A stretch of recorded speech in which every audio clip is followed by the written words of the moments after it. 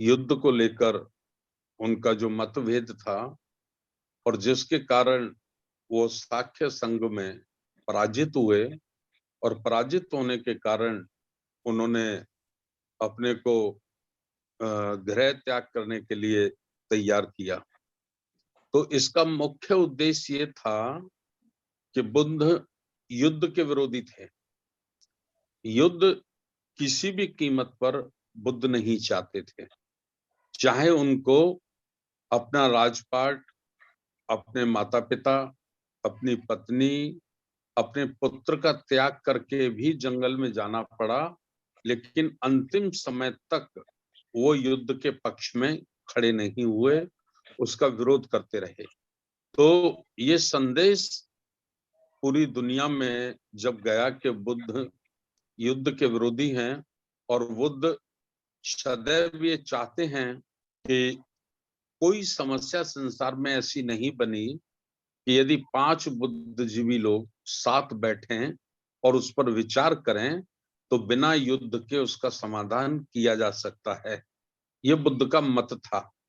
तो इस मत को धूमिल करने के लिए, इस मत को इतिहास से गायब करने के लिए उन्होंने काल्पनिक एक घटना गढ़ दी कि भाई बुद्ध जब अपने राज्य में निकले तो उन्होंने एक बूढ़े को देखा, एक रोगी को देखा, एक मृत बीमार को रोगी को देखा, एक शव को देखा, मरे हुए व्यक्ति को देखा।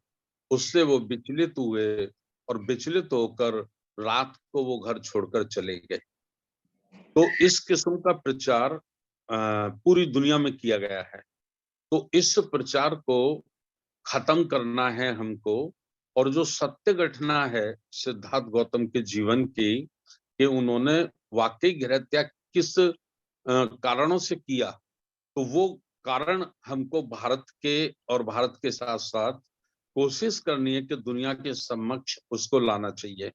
और हमारे लिए सरलता ये है कि बाबा साहब डॉक्टर अंबेडकर की मान्यता भारत के साथ साथ पूरी दुनिया में है। पूरी दुनिया में लोग बाबा साहब डॉक्टर अंबेडकर जी को जानते हैं, उनको मानते हैं, उनके आचरण, चरित्र, उनका त्याग, उनकी पवित्रताओं को लोग सल्यूट करते हैं। तो ये बुद्ध और उनके धम्म में लिखा हुआ प्रकरण है, उनके हाथ से लिखी हुई घटना है कि सिद्धार्थ गौतम ने किन कारणों से गृह त्याग किया। रोहिणी और रोहिणी नदी को लेकर जो कोली और साक्यों के बीच में विवाद था, जिससे युद्ध का ऐलान हुआ, तो उसके विरोध में तो सिद्धार्थ गौतम ने गृह त्याग किया। अर्थात इसका मतलब यह है पूरी दुनिया में जो संदेश जाना चाहिए, वो संदेश यह है कि सिद्धार्थ गौतम किसी भी कीमत पर युद्ध के पक्ष में नहीं थे। युद्ध नहीं होना चाहिए।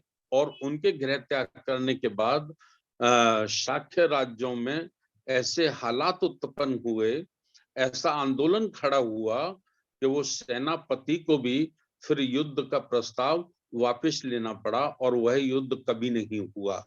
तो मैं समझता हूँ कि आज का जो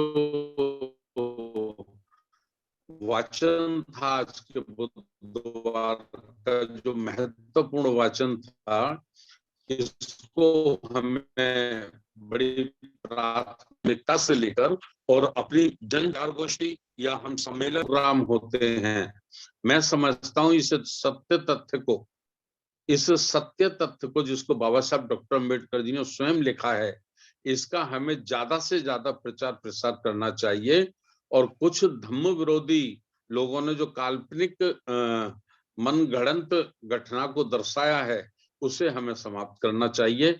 ऐसा मैं आज के इस वाचन के निष्कर्ष पर पहुंचा हूं। और पुण्यवार अपनी बहन सारका जी को, एडवोकेट के बौद्ध साहब को, BL कदम साहब को और देश भर से जुड़े सभी साथियों का मैं अभिवादन करता हूं, धन्यवाद करता हूं।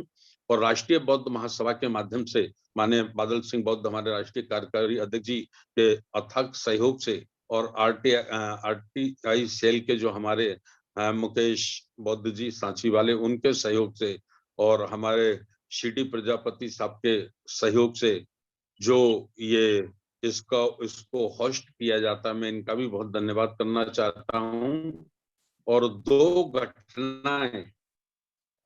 घटनाएं जो संविधान वाचन, जिससे देश के नागरिक देश के संविधान को समझ सकें, और दूसरा अंतरराष्ट्रीय ग्रंथ बुद्ध और उनका धम्म, लोग दुनिया में बाबा साहब डॉक्टर अंबेडकर की कलम से, उनके नजरिए से बुद्ध धम्म को समझ सकें, इसके लिए बहुत ही महत्वपूर्ण ये दो प्रोग्राम चलाए जा रहे हैं।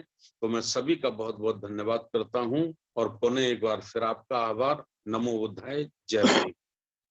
साधु साधु साधु, बहुत बहुत साधुवाद है आदरणीय संस्थापक महोदय जी, आपका उद्बोधन बहुत ही